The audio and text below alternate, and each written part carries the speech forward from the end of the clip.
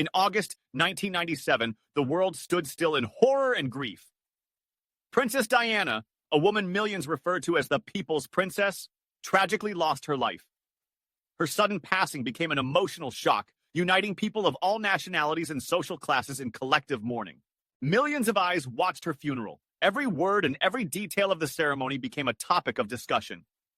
The farewell to Diana became forever etched in history as an event of incredible magnitude. Yet amidst the profound sorrow, public attention, like under a magnifying glass, focused on Charles, then the Prince of Wales.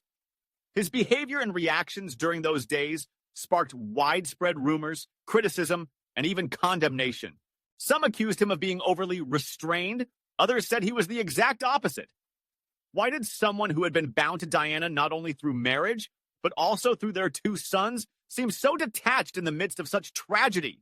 While millions cried as one and world leaders paid their respects, appearing deeply human in the process, Charles stood out like a figure behind a granite wall. Particular attention was drawn to the speech delivered by Diana's brother, Earl Spencer. His words, filled with pain, anger, and love, became the voice of millions, bringing collective grief to the surface. But Charles? He was perceived as a dispassionate observer. He did not seem prepared to share in the collective pain. Instead of breaking the cold, royal facade and showing any emotion, he once again reminded people of himself as distant and inaccessible. This image of Charles became a painful contrast to the memory of his former wife. Diana was more than just a titled royal. She was a symbol of humanity and a modern monarchy, a woman whose mere presence could melt even the most rigid stereotypes surrounding royal life. She embraced the ill, fought for the rights of the underprivileged, and served as a genuine bridge between the golden walls of monarchy and the real world. Her death triggered a tidal wave of emotion across the globe, from the streets of London to the most remote corners of the earth.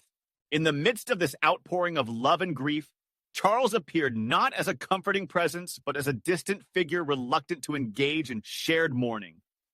But perhaps the weight of royal duties and centuries-old traditions bear heavier than human emotions. Or maybe it was all just a mask of helplessness to cope with enormous public pressure. When millions watch your every move, expecting tears, trembling, or mourning, how do you maintain status without breaking while battling your personal grief? Perhaps this is what Charles sought to reconcile with his cold detachment. Yet, for most observers, that restraint was seen as a lack of soul. Where was the compassion that the world so desperately hoped to witness in memory of the woman who had become a symbol of kindness and hope? What caused particular outrage was the disturbing rift between Charles and Diana's family. Earl Spencer, Diana's brother, took William and Harry under his wing, showing genuine care and sharing their grief. During the funeral, his composure was fragile, and each of his words carried profound sincerity. Many noticed that Charles, though physically present, did not exhibit the same closeness. It seemed as though he consciously kept his distance, as if there was no bridge toward reconciliation between the two families, even in that tragic moment. Public expectations could not have been more different. People hoped to see humanity in Charles, a gesture of solidarity with Diana's family for her memory's sake. Instead, there was an icy distance that only amplified rumors about tensions between the Windsors and the Spencers. No hugs, no comforting words, nothing to suggest to the world that there was shared understanding of the immense loss. This emotional void was perceived by many as further evidence of a lack of empathy on Charles's part. Perhaps the most significant blow to Charles's reputation lay in his apparent failure to fully grasp Diana's significance to the world. Her tragedy was not merely the passing of an ex-wife or the mother of his children. Diana was already a legend during her lifetime, her symbolic presence stretching far beyond the confines of the royal palaces. To millions, she was a protector, a woman courageous enough to confront society's deepest wounds. Against this backdrop, Charles came across as her complete antithesis. History may remember these moments differently in time. Circumstances might eventually reveal the true emotions and struggles Charles experienced during those fateful days. But now, decades later, the events surrounding Diana's funeral remain a point of contention. What motivated Charles during those days? A fear of appearing weak? The weight of royal duty? Or was he truly living in an entirely different emotional reality? We may never know, but one thing is indisputable. Diana and her tragic fate remain forever etched in the hearts of millions. Meanwhile, the conduct of the future king continues to raise the lingering question: where was the humanity in what was one of the most poignant moments in modern history. The world was reeling from the shock of Diana's death, a woman whose kindness and warmth had earned her the rightful title of the people's princess. Yet amidst the sorrow of those days, one figure stood out and drew intense criticism. Charles, then still the Prince of Wales and Diana's former husband, seemed to act as though he did not understand who this woman was to the world. His perceived lack of emotion left the public with a bitter sense of disconnection between the monarchy and ordinary people.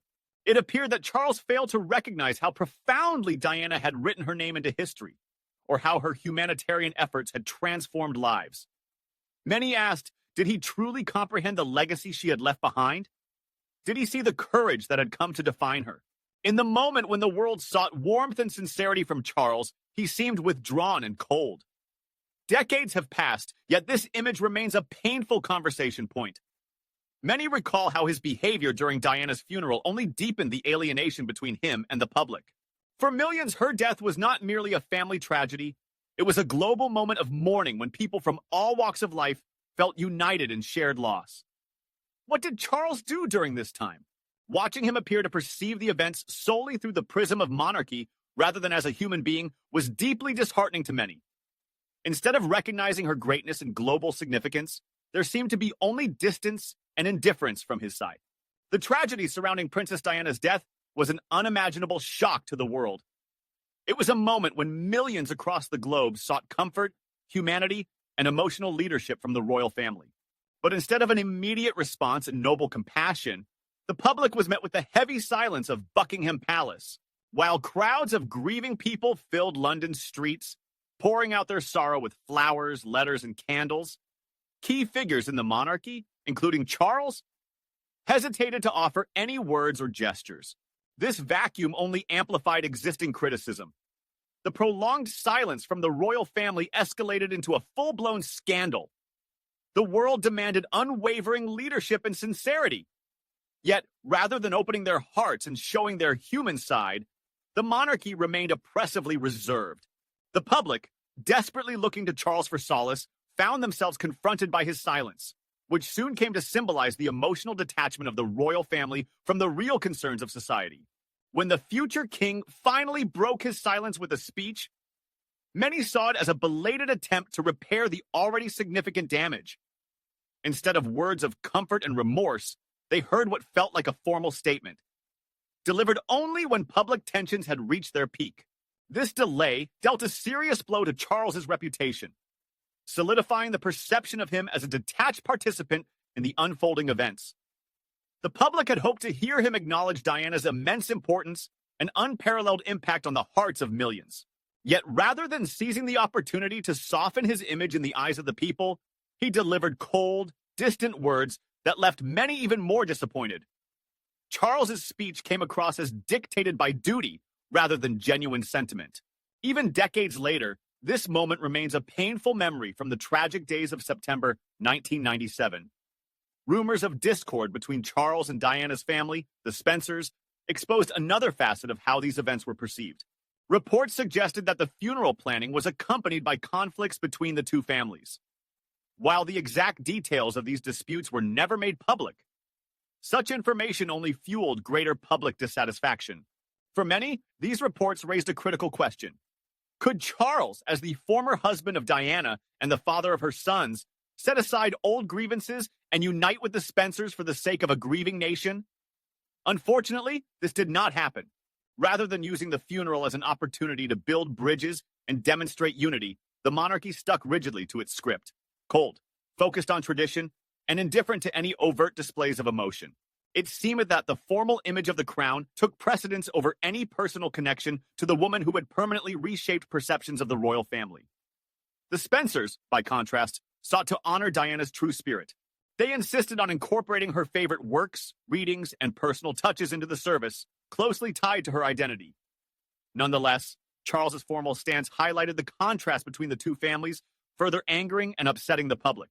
Another painful topic that deeply moved the public was the apparent lack of emotional warmth between Charles and his sons, Princes William and Harry. One of the most heartrending moments of the funeral was the sight of the young princes walking behind their mother's coffin, supported more visibly by the Spencers than by their own father. Many had expected Charles to step in as the emotional cornerstone for his sons, but instead he appeared lost and withdrawn, as though he himself didn't know how to handle the pain. For the public, this was an almost unbearable spectacle. Grieving people wanted to see in Charles not just a future king, but also a father, a man who could support his children during the darkest moment of their lives. This cold barrier appeared to underscore Charles's emotional detachment not only from his children, but also from Diana's legacy. The press further exacerbated tensions, spreading rumors of disputes between Charles and Queen Elizabeth regarding the organization of the funeral.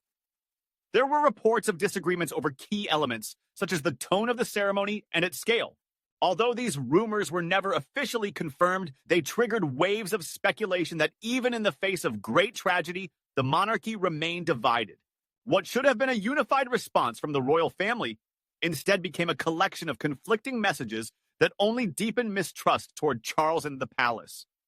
Insiders involved in the funeral's arrangements suggested that Charles ignored the emotional mood of the public. He preferred to adhere strictly to tradition, avoiding personal gestures that might have demonstrated his reverence for Diana's memory.